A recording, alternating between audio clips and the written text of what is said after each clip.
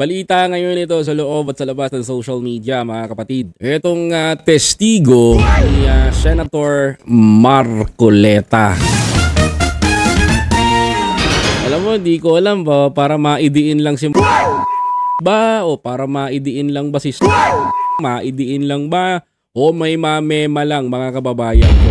State of witness na pinasok ni Marcoleta sa Senado mukhang tagilid dahil sa pumiyok na isang abogado na hindi daw niya authorized, notary itong statement ni testigo ni Marcoleta.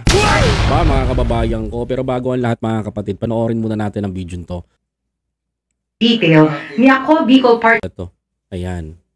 Ito na. Tinanggi nila dating House Speaker Martin Romualdez at Benguet Representative Eddie Quiap na nakatanggap sila ng kickback sa flood control projects. Kabilang sila sa mga kongresistang pinadalhan daw na mga maletang may milyong-milyong piso na nagpakilalang dating security detail ni Congressman Zaldico.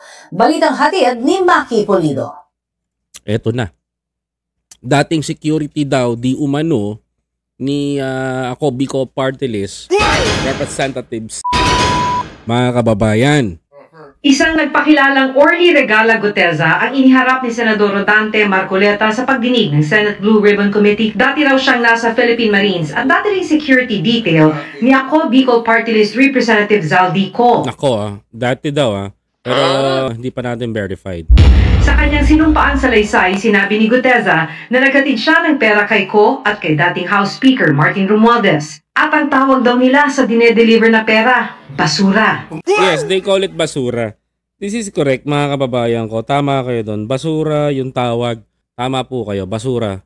Kasi yun ang pinakatawag nila sa mga delivery. Lalong-lalo na yung mga payola, basura, sa mga bagman. That is the term, mga kababayan ko. Ano nga ba yung bagman? Yung taga-kuha ng pera ng mga politician o taga-deliver. Bagman, we call it bagman. Umigit kumulang 3 beses ako mismo ang nag-deliver ng basura sa bahay ni Congressman Zaldico at sa mga bahay ni Speaker Romualdez sa